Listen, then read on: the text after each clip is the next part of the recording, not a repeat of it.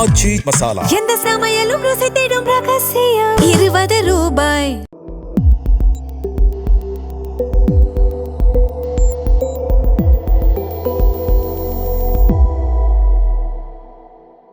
Sir வணக்கம். வணக்கம் sir, இப்போ விஜய் அவர்கள் சிஎம் ஆயிட்டாரு. நிறைய ஆங்கிளில் விஜய் அவர்களோட இந்த எழுச்சியை பற்றி நம்ம டிஸ்கஸ் பண்ணியிருக்கோம். பொலிட்டிக்கல் ஆங்கிளில் நம்ம பார்க்குறோம். இன்னொரு முக்கியமான ஆங்கிள்லையும் நம்ம பார்க்கணும்னு நினைக்கிறேன். பிஜேபி ஆங்கிளில் வந்து நம்ம பார்க்கணும். பிஜேபி தமிழ்நாட்டில் ரொம்ப வீக்காக இருக்காங்க. 27 சீட்டில் கண்டெஸ்ட் பண்ணி ஒரு சீட் தான் ஜெயிக்கிறாங்க. ஆனால் நேஷனல் லெவலில் அவங்க பெரிய பவர்ஃபுல்லான ஒரு ஃபோர்ஸ். தமிழ்நாட்டில் நடக்கக்கூடிய ஒவ்வொரு விஷயங்களையும் ரொம்ப கூர்மையாக கவனிப்பாங்க. தமிழ்நாட்டில் இருக்கக்கூடிய முக்கியமான அரசியல் சக்திகள் எல்லாத்தையுமே அவங்க இன்ஃப்ளூயன்ஸும் பண்ணுவாங்க. நேற்று வரைக்கும் விஜய்க்கு பாஜகவால் பெரிய பிரச்சனை வந்திருக்காது. பட் இன்னைக்கு பிக்கெஸ்ட் பொலிட்டிக்கல் பார்ட்டியாக இருக்காரு. கண்டிப்பாக பாஜகவுக்கும் சில நலன்கள் இருக்கும். அதை ஒட்டி அவங்களும் சில காய்களை இங்கே நகர்த்துவாங்க. பாஜக எப்படி இந்த டெவலப்மெண்ட்லாம் பார்ப்பாங்க? ரசிக்கிறாங்க. அவங்க ஒரு இன்ஸ்டபிலிட்டி தமிழ்நாடு பாலிடிக்ஸில் டெவலப் ஆகிறது பிஜேபிக்கு மிகுந்த மகிழ்ச்சியை கொடுக்கும். அவங்க பவர்ஃபுல்லாக இல்லாத ஸ்டேட். 27 சீட்டு நின்று ஒரு சீட்டு ஜெயிச்சிருக்காங்க. 27 இல்லை, 33 34. அவங்க சிம்பிளில் நின்றவங்களையும் சேர்த்து தான் நீங்கள் சொல்லணும். ஃபார் எக்ஸாம்பிள் தமாக 5, கரெக்ட், அது ஒரு 32. அப்புறம் என்ன 2-3 பார்ட்டிஸ் நின்று இருக்காங்க. Summer around I think 33 or 34 நின்று இருக்காங்க. அவங்க அத்தனையும் சைபர் ஒன்று தான் ஜெயிச்சிருக்காங்க. 4 பேர் இருந்தவங்க ஒன்றா ஆகிட்டாங்க. இதை கண்டிப்பாக மோடி அமித்ஷாவோ விரும்ப மாட்டாங்க. ஆன்டி பிஜேபி வந்து தமிழ்நாட்டில் எல்லா ரூபத்திலையும் கொழுந்து விட்டு எரியுது. அவங்க பிஜேபி எம்எல்ஏ போஜராஜன் அன்றைக்கி அசம்பிளியில் சொன்ன மாதிரி என்டையர் தமிழ்நாடு அசம்பிளி எங்களுக்கு எதிராக நிற்குதுன்றாங்க. அது உண்மை. அது என்டையர் தமிழ்நாடே அவங்களுக்கு எதிராக தான் நிற்குது. இப்போ அவங்க வந்து திமுக அண்ணா திமுக 2 பேரும் பலவீனம் அடைவதை விரும்புகிறார்கள். அவங்க எக்ஸ்ப்ளாய்ட் பண்ணாலும் பார்த்தாங்க, அது முடியாமல் போச்சு. அண்ணாமலை இருந்த வரைக்கும் கொஞ்சம் ட்ராக்ஷனாக அந்த கட்சிக்கு இருந்தது. இப்போ அதுவும் கிடையாது. So almost 0. ஒன்றுக்கும் சைபருக்கு என்ன வித்தியாசம்? ஒரு வித்தியாசமும் கிடையாது. உருவத்தில் தான் வித்தியாசம், வேறு ஒரு வித்தியாசமும் கிடையாது. இப்போ அவர்கள் இதை ரசிப்பார்கள். அதை தாண்டி ஒன்றும் பெருசாக அவங்களுக்கு அஜெண்டா இருக்காது. ஏன்னா எதை வச்சு ஊன்றதுக்கு ஊன்றுகோள்களே கிடையாதுங்க அவங்களுக்கு. அவங்க கூட அந்த ஏடிஎம்கே உடஞ்சி கிடக்குது. வேறு யார் இருக்கா அவங்க கூட? நேற்றுக்கு நீங்கள் பார்த்தீங்கன்னா இன்ட்ரெஸ்டிங்லி அவங்க வாக்கெடுப்பில் நடுநிலை வகித்தார்கள். திமுக மாதிரி புறக்கணிச்சிட்டு போல, அல்லது ஆதரித்து ஓட்டு போடல, ஹவுஸில் இருந்துக்கிட்டே நடுநிலையாக இருக்காங்க. பாமக பண்ணதுக்கு காரணம் ஃபியூச்சர் கேம். நாளைக்கு அமைச்சரவையில் இடம் கிடைக்க ஒரு வாய்ப்பு இருக்கிறது. எதற்காக அதை கெடுத்துக்கொள்ள வேண்டும்? பாஜக அந்த ஸ்டாண்டர்ட் தான். பாஜகவை பொறுத்த வரைக்கும் ஒரு சின்னதாக ஒரு ஆலிவ் பிரான்ச் கொடுக்குறாங்க. நாங்கள் ஒன்றும் எதிர்க்கல. இத்தனைக்கும் அவங்க ஆங்கிளில் நீங்கள் யோசிங்க. ஏற்று போட்டிருக்கணும். கொள்கை எதிரின்றார். ஆமாம், ஏற்று போட்டிருக்கணும். You have to go hammer and tongs against this government. டெக்னிக்கலாக டிஃப்ரென்ஸ் இல்லை எதிர்த்து போடுறதுக்கும் நீங்கள் ஆடாமல் இருக்கிறதுக்கும். ஆனால் உங்களோட ஸ்டாண்டை வெளிப்படுத்தணும். நடுநிலைன்னு எப்படி சொல்லுங்க? நடுநிலைன்னு ஒன்று கிடையாது. இல்லை, அரசியல் எதிரி வாக் அவுட் பண்ணி போயிட்டான். வேர் யூ ஸ்டாண்ட்னு சொல்லுவோம். வேர் யூ ஸ்டாண்ட், அது ஒரு சின்னதாக ஒரு சிக்னல். லுக், எங்களை நீங்கள் அட்ஜஸ்ட் பண்ணிங்கன்னா இருக்கலான்றது. But anyway they don't have big stakes. Gabriel, BJP அதில் பேச வேண்டிய அவசியமே இல்லை. 4 ஒன்றா போச்சு. பிஜேபியோட ரேடாரில் தமிழ்நாடு சுத்தமாக இல்லை. தமிழ்நாட்டில் ஒரு பொலிட்டிக்கல் இன்ஸ்டபிலிட்டி டெவலப் ஆகிறது பிஜேபி ரசிக்கும். ஏன்னா அவங்கள பொறுத்த வரைக்கும் குழம்புன குட்டையில் மீன் பிடிக்கணும்னு தான் விரும்புவாங்க. அது அவங்க பாலிடிக்ஸ். தப்பு ரைட்டுன்னு சொல்ல முடியாது. After it is politics. Sir, இப்போ அப்படி நீங்கள் சாதாரணமாக சொல்லிட முடியாது சார். பாஜக ஒரு 10 வருஷமாக ஒர்க் பண்ணியிருக்காங்க. அதிமுகவோட சேர்ந்து பல ஆண்டுகள் பயணிச்சிருக்காங்க. இதெல்லாம் பயணிச்சதுக்கான காரணம் என்னன்னா, ஸ்லோவாக கொஞ்சம் கொஞ்சமாக அதிமுகவை பலவீனப்படுத்துறது, அந்த இடத்துல ஸ்லோவாக நம்ம பலம் பெறணும் அப்படின்றது தான் ஐடியா. அதிமுக பலவீனப்பட்டாங்கன்றது ஓகே. திடீர்னு பார்த்தா எங்கேயோ இருந்து புதுசா தாவேக்கா அந்த இடத்துல உட்காந்துட்டாங்க. பாஜக இன்னும் பின்னுக்கு போயிட்டாங்க. இப்ப நான் முடிச்சுக்கிறேன். இப்ப பாஜக இந்த ஸ்ட்ராட்டஜிலாம் போட்டதுக்கான காரணம் என்னன்னா, 29ல் அதிமுகவோட கூட்டணி வச்சு கொஞ்சம் சீட்ஸ் எல்லாம் வாங்கலாம், கட்சியை வளர்க்கலாம், என்னெல்லாமோ கணக்கு போட்டிருப்பாங்க. இப்ப அந்த கணக்கு எல்லாமே தவிடுபடி ஆகி போச்சு. ரிப்ளேஸ் பண்ணிட்டாங்க தாவேக்கா எல்லாத்தையும். Correct sir. எதிரியே தானே பார்ப்பாங்க. இப்ப சார், ஜெயலலிதா மரணத்துக்கு பிறகு அவங்க வந்து இங்கே ஒரு ஃபோட்டோவில் இருக்குன்னு நினச்சாங்க. அந்த ஓட்டெல்லாம் இங்கே வரும்னு நினச்சாங்க. திமுக கவர்மெண்ட் வந்த பிறகு அண்ணாமலையை வச்சு கொஞ்சம் விளையாடி பார்த்தாங்க. கொஞ்சம் ட்ராக்ஷன் கிடச்சிது. பட் அதுக்கு பிறகு வந்து 2 வருஷத்துலேயே அது பேக் ஃபேர் ஆகி போச்சு. எடப்பாடியோட அவருக்கு வந்து சண்டேல இன்றைக்கி பேக் டு ஸ்கொயர் 1. ரொம்ப இருந்ததை விட பலவீனமாக இருக்காங்க. 4 எம்எல்ஏ 1 எம்எல்ஏ ஆகிட்டாங்க. ஆஸ் ஆஃப் நோ அவங்க ரேடாரில் தமிழ்நாடு இல்லை சார். அதை புரிஞ்சுக்கோங்க. சும்மா விடுவாங்க? இல்லை, சும்மா விடுவாங்கன்னா வாய்ப்பு கிடைக்கும் போது அடிப்பாங்க. அதில் எந்த சந்தேகமான they will go for the kill. இது வந்து வாய்ப்பு வரணும். இப்போ அவங்களுக்கு அது நான் மறுபடியும் சொல்கிறேன் சார். பெங்காலில் ஜெயிச்சிட்டாங்க சார். 80% ஆஃப் த இந்தியா இன்னைக்கு அவங்க கண்ட்ரோலில் இருக்குது. 80% of the country ruled by BJP. Tamil Nadu ஒரு பிக்கெஸ்ட் சேலஞ்ச். 3 பார்டர் ஸ்டேட்ஸுமே biggest challenge sir. Tamil Nadu, Punjab, Kashmir.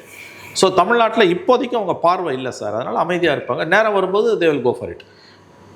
அவங்க பலவீனமாக இருக்க எல்லா மாநிலங்கள்லையுமே அவங்க ஒரு பொலிட்டிக்கல் இன்ஸ்டபிலிட்டியை விரும்புவாங்க. அது தமிழ்நாட்டில் இன்றைக்கி டெவலப் ஆகிடுச்சு.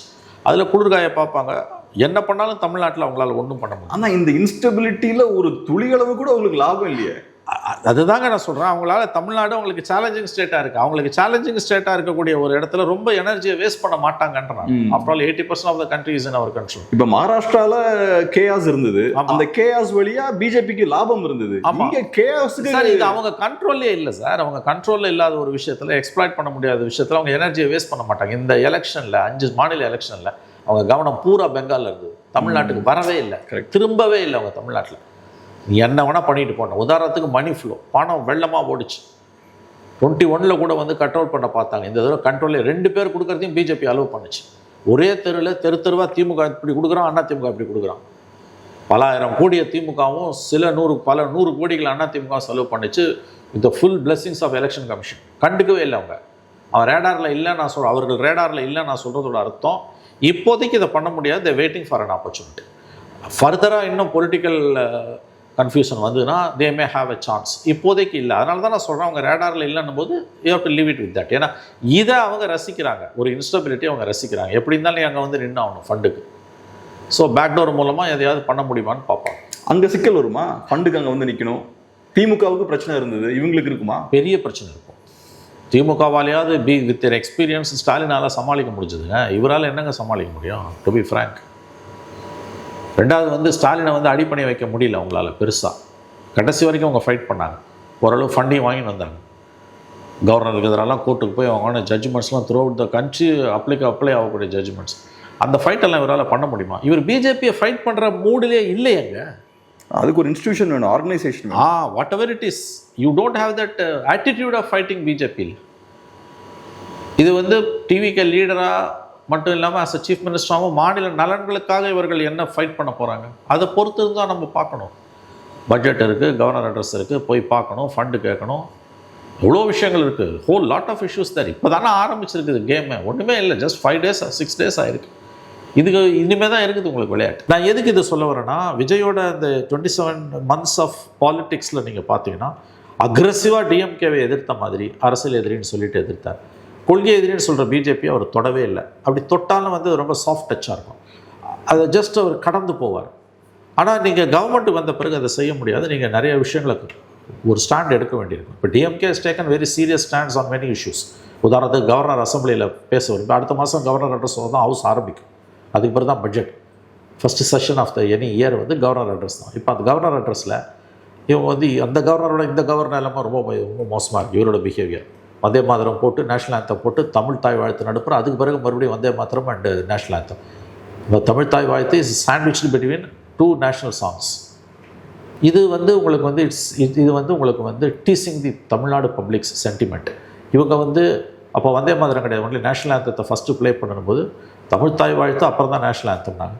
இப்போ ஸ்வாரிங்கனில் இந்த கூத்து நடந்து போச்சு. இப்போ அது இதிலேருந்து ஆரம்பிக்கும். ஸோ இதில் இவர் ஸ்டாலின் எடுத்த மாதிரியான ஒரு அக்ரெசிவ் ஸ்டாண்ட் எடுப்பாரா, இல்லை நீக்கு போக்கா போவாரான்னு இருக்குது. இது ஒரு சின்ன ஒரு பானை சோத்துக்கு ஒரு சோறு பதம். மெனி இஷ்யூஸில் he has to take an aggressive stand because all along Tamil Nadu has taken that aggressive stand. நீட்டாக இருக்கட்டும், சிஐஏவாக இருக்கட்டும், ஃபார்மர்ஸ் பில்லாக இருக்கட்டும், இந்த மாதிரி நிறைய விஷயங்கள் இருக்குது. சென்ட்ரல் ஸ்டேட் ரிலேஷன்ஸ் எல்லாத்துலேயுமே. அதெல்லாம் இவர் வந்து எதுவும் கடந்த 5 வருஷமாக வந்து டிஎம்கே செட்ட benchmark. Modi government oppose பண்ணுறது தான் வந்து லைஃப் லைன் ஆஃப் த கவர்மெண்ட்டாகவே இருந்தது அண்ட் ஃபார் த டிஎம்கே. அதை வந்து விஜயால் பண்ண முடியாது. அவரோட வரலாறு, அவரோட ஷார்ட் ஹிஸ்ட்ரி பார்த்திங்கன்னா அது பிஜேபியோட மோதனத்துக்கான எந்த விதமான ஒரு எவிடன்ஸுமே இல்லை உங்களுக்கு. ரெண்டாவது நான் எப்படி பார்க்குறேன்னா சார், இப்போ பாஜகவை மையமாக வச்சு இடதுசாரிகள் விஜய் மேலே அழுத்தம் போடுறாங்கன்னா அது எனக்கு புரிஞ்சுக்க முடியுது. அதையும் தாண்டி வேற விஷயமும் நடக்கிறதுக்கு வாய்ப்பு இருக்குது. இப்போ உதாரணத்துக்கு திமுக நினைக்கிறாங்கன்னா அவங்க வசதிக்கு ஏற்ப லெஃப்ட்டை யூஸ் பண்ணி விஜய் மேலே அழுத்தம் போட முடியும். ஏதாவது ஒரு பாயிண்ட்ல ஆன்டி இன்கம்பன்சி ரொம்ப அதிகமாக இருக்குது, பப்ளிக் ஒப்பீனியன் டிவிக்கு எதிராக திரும்புதுன்னா சப்போர்ட்டை பின்வாங்க முடியும். ஏன்னா லெஃப்ட்டை பொறுத்தளவில் ஓப்பனாக அவங்க விசுவாசத்தை காட்டுறாங்க. ஆமாம், இதில் இன்னொரு ஆக்வர்டான ஒரு வசதிக்கு ஏற்ற மாதிரி யூஸ் பண்ண முடியும். ஆக்வர்டான பாலிடிக்ஸ் என்னென்னா, லெஃப்ட் பார்ட்டிஸ் விசிக்கு நாங்கள் இந்த அரசாங்கத்தை ஆதரிக்கிறோம், அங்கே நாங்கள் திமுக கூட்டணியில் தொடரணுன்றாங்க. இது எப்படி? This is untenable. ஆங்கிலத்தில் சொல்கிறேன், திஸ் இஸ் அன்டெனபிள். அதாவது அதுக்கு சரியான தமிழ் வார்த்தை எனக்கு தெரியல. இது ரொம்ப நியரஸ்ட் டிரான்ஸ்லேஷன் வந்து இது நடைமுறை சாத்தியம் இல்லாதது. இன்னொன்று வந்து இட் இஸ் இம்மாரல். எப்படி நீங்கள் திமுக கூட்டணியில் இருந்துக்கிட்டு விஜயை சப்போர்ட் பண்ணுவீங்க? நீங்கள் கொடுக்குற எக்ஸ்பிளனேஷன் வந்து இல்லாட்டி பிரசிடென்ட் ரூல் வந்துட்டு போட்டோம். நீங்கள் எப்படி வந்து you cannot travel in two boats, which precisely you are attempting to do. ஒவ்வொரு இஷ்யூலையும் நீங்கள் கவர்மெண்ட்டை எதிர்ப்பீங்க, but we support the government and we are with டிஎம்கேன்றீங்க. சரி, இன்னும் 6 மாதத்தில் லோக்கல் பாடி எலெக்ஷன் வரும். அப்போ நீங்கள் யாரோட நிற்பீங்க? இந்த கவர்மெண்ட்டை சப்போர்ட் பண்ணிக்கிட்டு அப்போசிஷனோட principal opposition. DMK is the principal opposition. You are supporting the government, but you are with the principal opposition. இது என்ன லாஜிக் இது? ஸோ இதுவரை பார்க்காத அலங்கோலத்தை தமிழ்நாடு அரசியல் பார்க்குது. பிரின்சிபல் அப்போசிஷன் பார்ட்டியோட பெர்மிஷனோட நீங்கள் கவர்மெண்ட்டை சப்போர்ட் பண்ணி இது இன்னொரு அட்டுழியம். இது it shows the weakness or the double face of the DMK. Principal, as I said correctly, principal opposition you claim principal அப்போசிஷனோட சப்போர்ட்டோட நாங்கள் ரூலிங் பார்ட்டியை சப்போர்ட் பண்ணுறோம். அப்ரூவலோட with approval of the principal opposition we are supporting the government. But you are still saying that we are with the principal opposition. எப்படி இது சாத்தியப்படும்? இது மேண்டேட்டுக்கு எதிராக இல்லையா? ஜஸ்ட் பிகாஸ் யாருக்கும் மெஜாரிட்டி இல்லைன்னா பிரசிடென்ட் ரூல் வில் பி இம்போஸ்டுன்றதுக்காக how can you afford to take this stand and how long you can afford to be in this stand? Okay, இப்போ செஞ்சுட்டேன், நீ பிரசிடென்ட் ரூல் வரக்கூடாது. 5 வருஷம் அப்படி தான் ஓட்டுவியா? 5 வருஷம் இந்த ஸ்டாண்டில் எப்படி லெஃப்ட்டும் விசிக்காக இருக்க முடியும்? This is untenable. பிரின்சிபல் அப்போசிஷனோட ஆலை, we are with the principal opposition, but we support the government. So இப்போ இந்த 25 எம்எல்ஏஸும் இல்லைன்னா விஜய்க்கு சிக்கல் தான். மிகப்பெரிய if not for array Baba, if not for this 25 MLAs, the government is on ventilator. If with this 25 MLAs, the government has got a breathing space for some time, for a few weeks, maybe for a couple of months. இது எப்படின்ற நான் முதல்ல numbers கிடையாது, நம்ம முதல்லையே பேசணும். எல்லாரும் கொண்டாடும் பொழுது I said that where are the numbers. திமுகலேருந்து ஒரு ஆளை இழுத்தா ஒரு இமேஜ் கிரியேட் ஆகுது இல்லை, அதையும் அவங்க விரும்பலன்னு நினைக்கிறேன். ஜெயலலிதா அவர்கள் திமுகலேருந்து ஆள் எடுக்கல, எடுக்கவே இல்லை. அவங்க வந்தவங்களோட வேணாம் நினைக்கிறேன். வந்தவங்கள கூட எனக்கு வேணாம். எனக்கும் அவங்களுக்கு தொடர்பே கிடையாது. நீ நல்லவனா இரு, கட்டவனா இரு, யுவர் மை எனிமி, அவ்வளவுதான். பாஜகவையும் அப்படிதான் பாக்குறாங்க. பாஜகவே அப்படிதான். பாஜகவோட திமுகவை விமர்சிக்கிறதுல 10ல் 1 பங்கு கூட பாஜக விமர்சிக்கிறதுல. பாஜகவிடமிருந்து ஒதுங்கி போகிறார், திமுகவை நேரடியாக எதிர்கொள்கிறார். டிஸ்டன்ஸ் மெயின்டைன் பண்றாரு. பாஜக கிட்ட போய் சண்டை போடுறதுல பிரயோஜனம் இல்லை. அதுக்கு முக்கியமான காரணம் பாஜகவை பகிச்சுக்கிட்டு ஆள முடியாதுன்றது. பாஜகவை தான் நிறைய பேர் தமிழ்நாட்டில் எதிர்க்கிறாங்களே, நானும் எதிர்த்தானே அது யூஎஸ்பி இருக்காதுன்றதெல்லாம் தவறு, கதை அளக்குறாங்க. பாஜகவை எதிர்க்க முடியாமல் இருப்பதற்கு காரணம் மத்தியில் அதிகாரம் இருக்குது, அவங்களை பகைத்துக்குள்ள நீங்கள் விரும்பவில்லை.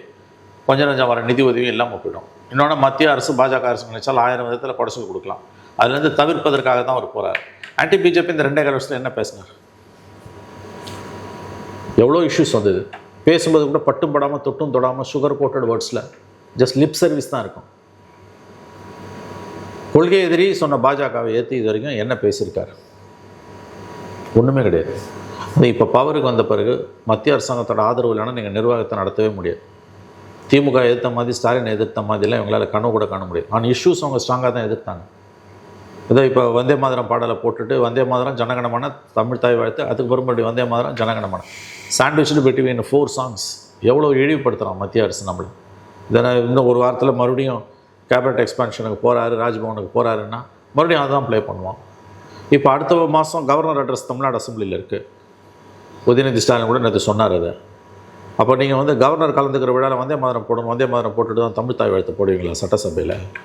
கண்டிப்பாக திமுக வந்தே மாதிரத்தை ப்ளே பண்ணால் சட்டசபைக்குள்ளே பெரிய ரணகலம் ஆகும். அப்போ இவர் என்ன பண்ணுவார்? ஆனால் ஒன்று சார், இப்போ நான் பார்த்த அளவில் திமுகவுக்கு தாவேக்காவை டீல் பண்ணுறது கஷ்டம். அதிமுகவை டீல் பண்ணுறதை விட தாவேக்காவை டீல் பண்ணுறது கஷ்டம். ஏன் அதிமுகவை டீல் பண்ணுறது ஈஸினா, அதிமுக பாஜகவோட க்ளோஸாக இருந்தாங்க. ஸோ அந்த வகையில் பாஜக கட்டுப்பாட்டில் அதிமுக இருக்காங்க அப்படி இப்படின்லாம் மேனேஜ் பண்ணிக்கலாம். ஆனால் தாவேக்கா அந்த விஷயத்தில் உஷாராக இருக்காங்க, பாஜக கிட்டே அவங்க போக மாட்டேங்கிறாங்க.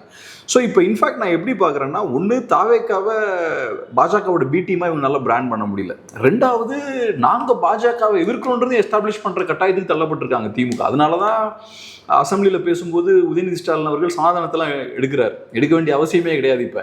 பட் இருந்தாலும் நாங்கள் பாஜகவை எதிர்க்கிறோம், சென்ட்ரல் கவர்மெண்ட்டை எதிர்க்கிறோம்னு அந்த ஒரு டோனை வந்து அவர் கிரியேட் பண்ணுறார். அந்த தேவையை தாவேக்கா ஏற்படுத்திருக்குன்னு நினைக்கிறேன். கண்டிப்பாக ஏற்படுத்தி. உதயநிதி ஸ்டாலின் சனாதன தர்மத்தை பற்றி பேசுனது இன்ட்ரெஸ்டிங்கான ஒன்று. சனாதன தர்மத்தை பற்றி அவர் 23 பேசுனதுக்கு எதிராக இந்தியா முழுவதும் பல மாநிலங்கள் அவர் மீது வழக்குகள் போடப்பட்டன. சுப்ரீம் கோர்ட்டில் கடுமையான போராட்டத்துக்கு பிறகு தான் அந்த வழக்குகளுக்கு வந்து ஒரு இடைக்கால தடை கொடுக்கப்பட்டது. அவருக்கு எதிராக ப்ரொசீட் பண்ணக்கூடாதுன்னு பல்வேறு மாநிலங்களில். அந்த வழக்கு எல்லாத்தையும் ஒரே மாநிலத்துக்கு மாற்றணும்னு சொல்லி போட்ட வழக்கில் விசாரணை இன்னமும் நடந்துகிட்டு இருக்குது. அதுக்கு பிறகு அந்த உச்சநீதிமன்றத்தில் விவகாரம் சூடுபிடித்த பிறகு எங்கேயுமே பேசாத உதயநிதி ஸ்டாலின் சனாதன தர்மத்தை ஒழித்து கட்டுவோம்னு சட்டசபைக்குள்ளே பேசுகிறார். ஏன் பேசுகிறார் தெரியுமா? சட்டசபைக்குள்ளே பேசினா கேஸ் கிடையாது. சட்டசபைக்கு வெளியில் ப்ரெஸ் மீட்டில் பேசினா கூட அவர் மீது மறுபடியும் வழக்குகள் பாயும். இன்ஃபேக்ட் அந்த இடைக்கால தடை நீக்கப்படும். அந்த அளவுக்கு வந்து உதயநிதி ஸ்டாலினுக்கு திமுகவுக்கு எதிராக இருக்கக்கூடியவர்கள் இந்துத்துவ சக்திகள் கச்சை கட்டி கொண்டு நின்று கொண்டிருக்கிறார்கள். அசம்பிளிக்கு உள்ளே போய் அவர் பேசுகிறதுக்கு காரணம் ப்ரொடெக்ஷன் இருக்குது அவருக்கு. அசம்பிளிக்குள்ளே பேசினா கேஸ் போட முடியாது. நீங்கள் சொன்ன மாதிரி இதை ஏன் இப்போ கையில் எடுக்கிறாங்கன்னா நாங்கள் தான் பிஜேபிக்கு எதிரானவங்கன்றதை மறுபடியும் நிலைநிறுத்துவதற்கு. விஜயை பொறுத்த வரைக்கும் கட்சி ஆரம்பித்த இந்த 27 மாதத்தில் திமுகவை கடுமையாக எதிர்க்கிறார். பிஜேபி கிட்ட வந்து நழுவி போகிறார். கொள்கை எதிரி அரசியல் எதிரின்றதெல்லாம் வாய் சொல்கிறது ஈஸியாக இருக்கும். அரசியல் எதிரி திமுக பேசுகிறீங்க ஏற்று, கொள்கை எதிரி ஏற்று ஒரு வாரத்தை கூட பேசலையா? கேட்டால் அதை பேசுறதுக்கு நம்ம நாட்டில் நிறைய பேர் இருக்காங்கன்றீங்க. நிறைய பேர் இருந்தாலும் நீங்கள் ஏன் பேசலை? நீங்கள் பேச வேண்டியதை கூட பேசலையா? நீங்கள் பிஜேபி கிட்டேருந்து நழுவி போகிறீங்க. அது தெளிவாகவே தெரியுது. பட் இப்போ ஆட்சிக்கு வந்த பிறகு என்ன பண்ண போகிறாங்கன்றதான் மிக முக்கியமான கேள்வி. இப்போ அசம்பிளியில் பார்க்கும்போது ஒரு இன்ட்ரெஸ்டிங்கான ஒரு டெவலப்மெண்ட் என்னென்னா, ஒரு சைடில் யங்கான புது லீடர் ஒருத்தர் எமர்ஜ் ஆகிருக்காரு, சிஎம்மா விஜய் அவர்கள் இருக்காரு. இன்னொரு சைடில் பார்க்கும்போது உதயநிதி ஸ்டாலின் அவர்கள் எதிர்க்கட்சி தலைவராக இருக்கார். இப்போ இதில் பியூட்டிஃபுல்லான விஷயம் என்னென்னா, அவர் தான் ஃபேஸ் ஆஃப் அப்போசிஷன். இப்போ ஸ்டாலின் அவர்களும் அங்கே இல்லை. எக்ஸ்பீரியன்ஸ்டான ஸ்டாலின் அவர்களில் தோத்ததால இப்போ அசம்பிளியில் அவரோட பிரசன்ஸ் கூட இல்லை, உதயநிதி மட்டும்தான் இருக்கார். ஸோ உதயநிதி ஸ்டாலின் வர்சஸ் விஜய் அப்படின்ற ஒரு சூழல் ஏற்பட்டிருக்கு. இதை எப்படி பார்க்குறீங்க? ஆமாம், இது நல்ல அளவுகோல். அதாவது வந்து அசஸ்மெண்ட், அதாவது வந்து face of the government Vijay. மற்றவங்க யார் ஒரு மந்திரி பேர் கூட பெருசாக ஒன்றும் யாருக்கும் மக்களுக்கு தெரியாது. ஃபேஸ் ஆஃப் த அப்போசிஷனில் வந்து பல கட்சிகள் இருந்தாலும் ஃபேஸாக இருக்கிறது உதயநிதி ஸ்டாலின் தான். ஸ்டாலின் இல்லை, தோற்று விட்டார். மற்ற சீனியர் மந்திரிகள்லாம் இருந்தாலும் அவங்கெல்லாம் வந்து சைலண்ட்டாக உட்காந்துருக்காங்க. இப்போ விஜய் வர்சஸ் உதயன்னு போகும்போது கடந்த 2 நாட்களில் உதயநிதி ஸ்டாலின் ஸ்கோர் பண்ணிட்டார். பதவியேற்பு விழாலையும் ஸ்கோர் பண்ணிட்டார். எம்எல்ஏவா நாங்கள்லாம் சீனியரு, நீங்கள்லாம் வந்து கற்றுக்கணும் அப்படின்ற மாதிரி ஓப்பனாகவே சொல்லிட்டாரு. இதை பொறுத்த வரைக்கும் நேற்று நம்பிக்கைக்கு ஒரு தீர்மானத்தில் பேசும்போது உங்களுக்கு மெஜாரிட்டியே இல்லை, நாங்கள் இந்த ஆட்சியை கவிழ்க்க விரும்பலை, சனாதன சக்தியில் ஒழிப்போம், எங்கள் திட்டங்களெல்லாம் கைவிட்டுடாதீங்க அப்படி இப்படின்னு சொல்லிட்டு வாக் அவுட் பண்ணி போயிட்டாங்க. நேற்று ஸ்பீச்லேயும் உதயநிதி ஸ்பீச் தான் வந்து நிற்குது. விஜயோட ஸ்பீச் முதலமைச்சரோட ஸ்பீச் ரொம்ப ஷார்ட்டாக தான் இருந்தது. உதயநிதி எழுப்பின கேள்விகளுக்கு சபையிலேயே பதில் சொல்லாமல் 5 மணி நேரம் பொறுத்து ட்வீட்டில் பதில் சொன்னார். இப்போதைக்கு வந்து உதயநிதி அப்போசிஷன் கை ஓங்கியிருக்கு. 75 ஆண்டு கால கட்சியோட பின்புலம், அவங்க தாத்தா சிஎம் அப்பா சிஎம், அந்த அனுபவம், ஸ்பீச் ரைட்டர்ஸ், இதெல்லாம் உதயநிதிக்கு இருக்குது. பட் ஸ்டில் அவரோட ஸ்பீச்சில் வந்து ஒரு அட்ராக்ஷன் இருக்குது. விஜய் இன்னமும் பக்குவப்படணும், கற்றுக்கலாம். அது ஒன்றும் பெரிய இஷ்யூ கிடையாது. 5 மணி நேரம் பொறுத்து கொடுக்குற பதிலாக ஸ்பாட்லேயே நீங்கள் கொடுக்கணும். இப்போ சட்டசபையில் விவாதங்கள் நடக்கும்போதெல்லாம் வந்து இது இன்னமும் எப்படி ஷேப் ஆகுதுன்றதை நம்ம பார்க்கணும். ஆனால் நீங்கள் சொன்ன மாதிரி அந்த அசம்பிளியில் நடந்த விஷயங்கள் வச்சு பார்க்கும்போது உதயநிதி ஸ்டாலின் அவர்கள் பின்னாடி ஒரு மோர் எக்ஸ்பீரியன்ஸ் டீம் இருக்குன்றதை பார்க்க முடியுது இல்லைங்க. உதயநிதி ஸ்டாலின் 2-3 விஷயங்கள் அழகாக சொல்கிறாருங்க. நீங்கள் வந்து வந்தே மாதரம் பாடலை உங்கள் பதவியேற்பு விழாவில் பாடினாங்க, நீங்கள் அனுமதிச்சிங்க. கேட்டால் மத்திய அரசாங்கத்தோட சுற்றறிக்கைன்றீங்க. நீங்கள் பதவி ஏற்றத்துக்கு ஒரு நாள் முன்னால் தான் பதவி ஏற்றுக்கிட்டாரு சுவனேந்த அதிகாரி இதில் கல்கட்டாவில். பிஜேபி முதலமைச்சர் பிரதமரே கலந்து கொள்கிறார். அந்த நிகழ்ச்சியில் வந்தே மாதரம் பாடப்படலை. மேற்குவங்க முதலமைச்சரோட பதவி பிரமாணத்தில், விஜய் பதவி பிரமாணத்துக்கு ஒரு நாள் முன்பு பதவியேற்ற சுவனேந்திர அதிகாரியோட பதவி பிரமாண நிகழ்ச்சியில் முதல் பாடலாக வந்தே மாதரம் பாடப்படவில்லை. அப்போ இதுக்கு என்ன அர்த்தம்? ரொம்ப நன்றி சார், அருமையான ஒரு பேட்டிக்கு ரொம்ப நன்றி.